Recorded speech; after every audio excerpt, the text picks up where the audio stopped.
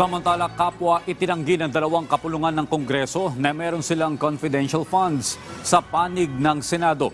Sinabi nitong malisyoso ang nag-viral na post at iginiit na hindi nila kailan o kailangan ng naturang pondo. Ang sentro ng balita mula kay Daniel Manalastas, live. Audrey, zero confidential funds ngayong taon. Yan ang iginiit ng ilang senador sa kabila ng mga haka-haka na kumalat nga sa social media kamakailan.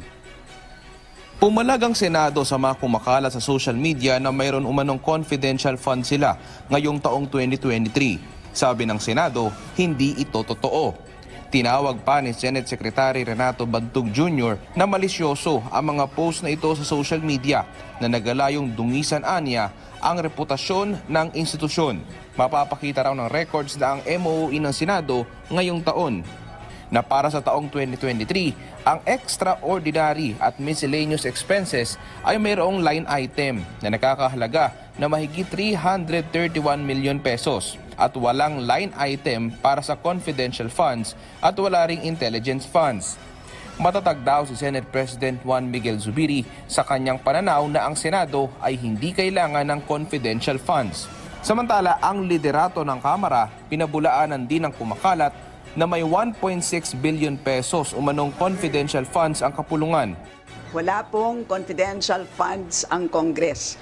Yung pong sinasabi na 1.6 billion ay extraordinary expenses. Yung extraordinary po ay fully auditable, which is different from confidential. At ang Congress ay wala po ng confidential. Yung extraordinary po ay yung katulad po halimbawa ng expenses during calamities. So that's an example of extraordinary expense. In short, that's fake news. Sa ngayon, nakatutok naman ang Senado sa budget deliberations at nirerespeto nila ang anumang hakbang ng Kamara hinggil sa confidential funds. Audrey, sabi naman ni Senator Sani Angara, wala rin silang confidential funds ngayong sa susunod na taon, para sa susunod na taon o yung 2024 budget ng Senado. Pero sinabi ni Senator Angara na nagkaroon sila ng confidential funds sa mga nakalipas na taon. Pero yan daw yung panahon ni dating Senate President Tito Soto, pero hindi naman daw yan nagastos. Audrey? Okay, Daniel, may plano ba ang Senado at Kongreso na alamin kung sino yung source at paimbestigahan kung kanino nagmula itong mga fake news o yung nagpakalat ng mga impormasyon na ito? Sa ngayon, Audrey, wala pang nilalabas na mandato dyan o kautusan ang Senado hinggil sa kung hahabulin nila yung mga nagpapakalat nga ng mga balitang yan.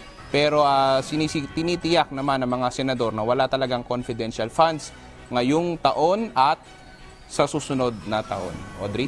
Maraming salamat, Daniel Manalastas.